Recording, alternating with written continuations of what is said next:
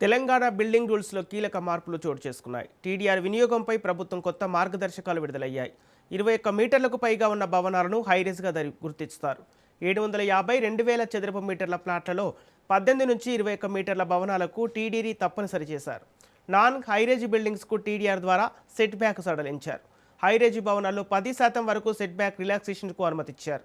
40 feet road వద్ద 3 అదనపు అంతస్తులకు అనుమతిచ్చారు. 60 feet road వద్ద 4 అదనపు అంతస్తులకు అనుమతిచ్చారు.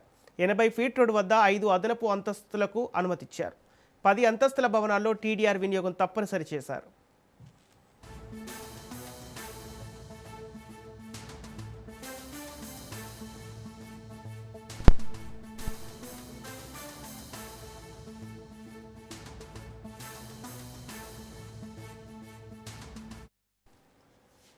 తెలంగాణ బిల్డింగ్ రూల్స్లో కీలక మార్పులు చోటు చేసుకున్నాయి. టీడీఆర్ వినియోగంపై ప్రభుత్వం కొత్త మార్గదర్శకాలు విడుదలయ్యాయి. 21 మీటర్లకు పైగా ఉన్న భవనాలను హైరేజ్గా గుర్తిస్తారు. 750 2000 చదరపు మీటర్ల ఫ్లాట్లలో 18 నుంచి 21 మీటర్ల భవనాలకు టీడీఆర్ తప్పనిసరి చేశారు. నాన్ హైరేజ్ బిల్డింగ్స్కు టీడీఆర్ ద్వారా సెట్ బ్యాక్ సడలించారు.